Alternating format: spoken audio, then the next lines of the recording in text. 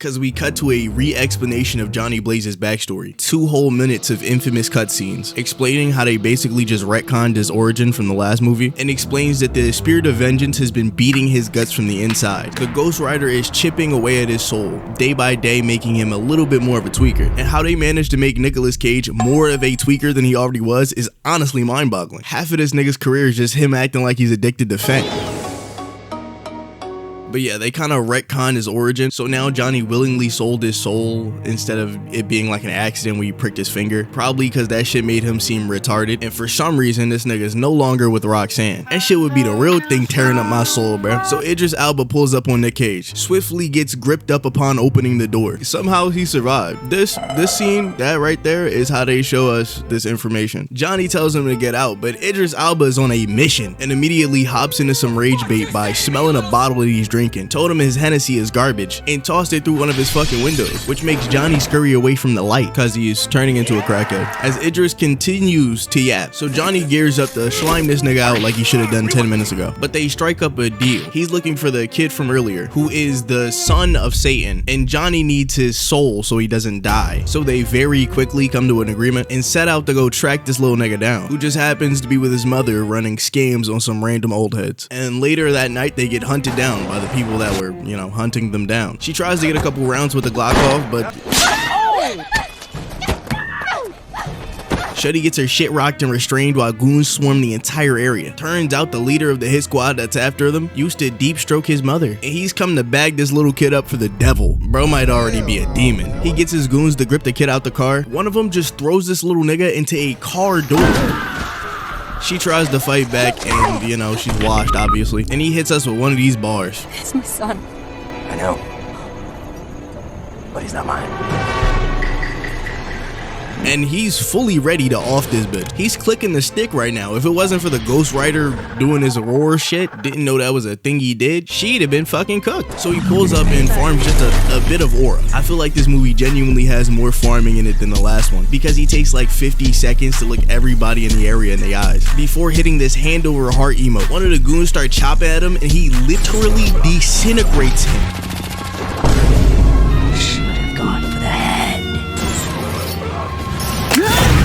Goes back into a stationary position and proceeds to hit this horrifying thug shake. Runs to that nigga that hacky sacked the kid out of nowhere. Got these boys genuinely defeated already. Look at them, they're broken. He spends an entire minute popping this guy like a fucking grape. Runs up and swats this guy like a fly. The goons pop out with some heavy artillery. They up the boom tube and send him flying into this SUV. And bro's a bit smarter than most, so he double taps the trigger, blowing the gas tank and sending that bitch sky high, escaping with the kid in the process. Kerrigan calls the devil the next morning in order to tell Big Bro to up his pay for handling SCPs, but he tells him to shut his bitch ass up and put the boy on the phone, where he whispers something in Animal Crossing language, causing the kid to tweak out on the floor. Think of the child as a sort of computer. Basically called him a clanker in human flesh. Meanwhile, Johnny is waking up in the hospital, trying to flirt with this nurse in order to get more morphine, and I don't believe Nicolas Cage was acting in this very moment. When he tries to leave, he runs into Satan's baby mother, but after pulling a strap on him and getting G-checked, You want to pull that trigger? Do it.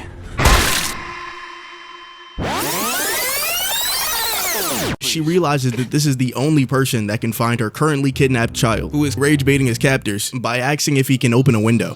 Do you think you can just talk? This little nigga grabs the wheel, swerves the car, and then buckles himself in, all in one swift movement. But somehow none of these niggas die, and he gets chased down and reapprehended anyway, in front of this couple who are implied to have gotten blicked down and their truck stolen. Now, the demonic chant that Warwick did earlier has made this little kid untraceable to the spirit of vengeance, meaning to get some leads on where to find him, they interrogate Kerrigan's old connections, leading to my hands down favorite scene in the movie. He's scraping at the door! Scraping at the door! Like, what did they spike his cocaine with for him to give this type of performance? Some might say this shit is overacting. I think this is underacting. In fact, I still don't believe Nicolas Cage is acting. But anyway, unsurprisingly, he gets all the information he asked for. Turns out Kerrigan is linking up with an arms dealer, strapping up on heat-seeking missiles, which honestly, not a bad idea. The double tap worked the last time, you might have a fighting chance. The mom infiltrates the base and tries to take the kid from under their noses, but they got this Zangief looking motherfucker standing guard. She gets a brief window to retaliate when they hear the Ghost Rider's roar, but Brody's bald for a reason. Obviously he's a Shaolin monk, and thus is defeated by a classic Shaolin weakness, a Glock. Apparently, that roar from earlier didn't scare this nigga at all. It looks like we got a new Blonsky on our hands, because who sees some shit like this and goes, nah, I'd win? This nigga could not possibly have a survival instinct. He gets this homing missile off on Ghost Rider, but gang started celebrating far too early, and now they're getting ran down and actually annihilated by this paranormal entity.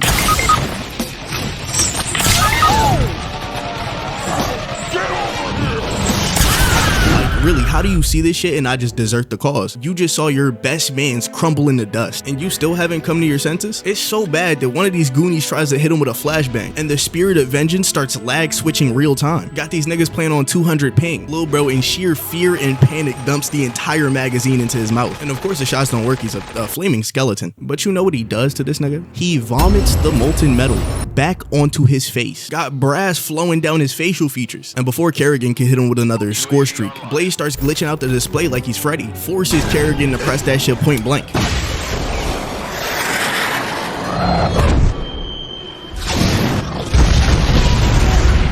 Sorry, did that hurt?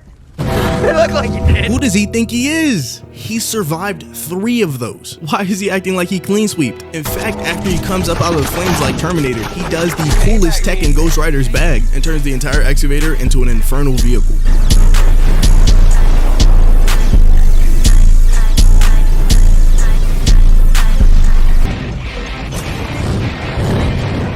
Wiping out the entire enemy base like it's Just Cause 3, Johnny grips up Kerrigan, does the pettiest shit imaginable, and tosses bro into the afterlife. Now, as soon as the mom got the child, she tried to escape immediately, but the Ghost Rider is on her ass because she's still just a criminal. And here we find out that this weird, emotionless child with a lack of personality has the power to just revert the Ghost Rider back into a human. Now, during this time, Rorik, the devil, revives Kerrigan with the powers of decay, which he uses to murder some random unsuspecting civilian, and goes to track them down. The 3 of them have gotten back to the church, exactly where we were in the start of the movie, and it's revealed that the monks actually want to kill this little kid. Rightfully so, he's the spawn of Satan, which makes sense. If you've ever watched Blue Exorcist, the devil can't possess people for too long or they just burst into blue flames, so he's capturing the kid in order to use his body as the perfect vessel. Also, we get some lore on how the spirit of vengeance used to be an angel. They're gearing up to behead this kid. Couldn't like inject him, shoot him or something, it had to be fucking beheading, but obviously they don't get to kill the kid. Shame. When Kerrigan uses this daredevil ult to blind everybody there and spin their necks the opposite way. Bro is so disrespectful. He let one of these monks get a move off just to hit this taunt. He captures the kid and brings him back to the devil, who's trying to have some father-son bonding time. Is this really kidnapping when you didn't work out a custody agreement? And later that night, they gather the goons to do the unification ritual. Moments before the team arrives, the little kid's being used like a robot from Real Steel. They run in and Idris Elba gives some cover fire while Johnny knocks the goofy out of Satan. Tries to grab the kid and run, but he's too far gone. Uses a Sith Force technique to send him flying, while Kerrigan unfortunately kills my second favorite character, but he goes out like a thug. And he is just about to do the same to Johnny, but in the nick of time, Kid snaps out of his mind control and uses his Franklin Richards level power to unseal the spirit of vengeance that he sealed earlier in the movie. Yeah, that time he changed him back, he essentially like cured him, and the way he transfers his powers back to him is like Duncan from Fire Breather. Now that the Ghost Rider's back in action and they flee the scene with the kid, we get yet another chase scene, but this one is slightly more fire. He hops from his bike to hijack one of their vehicles, turns the bitch into a ghost whip, and makes all 3 of them crash together like domino, all while still hitting emotes, man. 0 cooldown time. Kerrigan tries to go after his ex, but Johnny's so skilled with the chain he's pulling niggas from other dimensions. They start throwing jabs on a moving vehicle, and the shit looks like a stalemate since neither of them have any hand-to-hand expertise. So Kerrigan stopped striking and went for a choke, which does not work. That was his last card and it didn't work. So Ghost Rider Penance stares his ass and turns him into roadkill. He slips back into the bike and uses his chain to rip the exhaust pipe off the car. And when he grips Satan up, there's even less dialogue than when he killed Kerrigan the first time, using a chain to alley-oop and down smashing him into the center of the planet.